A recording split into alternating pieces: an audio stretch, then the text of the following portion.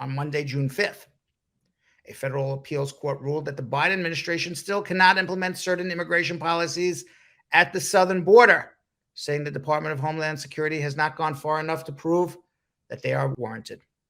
The decision from the 11th U.S. Circuit Court of Appeals in Atlanta marks another policy win for the little runt in Florida we like to call Governor Ron DeSantis, who is spearheading the lawsuit through State Attorney General Ashley Moody as a protest to President Biden's handling of immigration. In denying a court stay seeking to allow Department of Homeland Security to release some asylum seekers into the United States on a parole basis with limited supervision as the legal battle continues, the appeals judge determined that the federal government failed to make their case, citing less action at the border than was originally forecast and a delay in appealing a prior court ruling. The appeals court stems from a 2021 lawsuit brought by Moody against the Biden administration targeting immigration policies put in place shortly after the president entered office.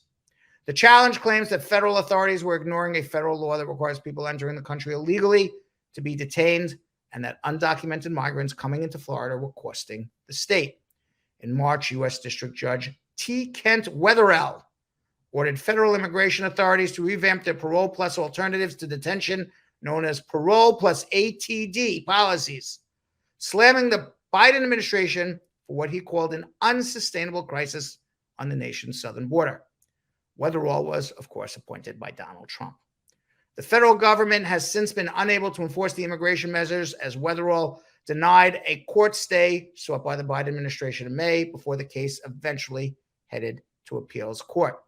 The Biden administration on appeal pushed back against Wetherell's ruling, calling it harmful and alleging that it will lead to unsafe overcrowding at U.S. Customs and Border Protection facilities, while also undercutting the country's ability to process and remove migrants, creating very dangerous conditions for Border Patrol agents and migrants alike.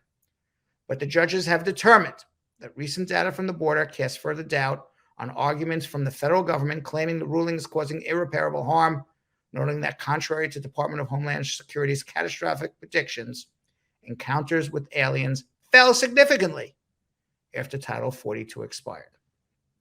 So Biden is being successful on the border, and as a result, he's losing in court.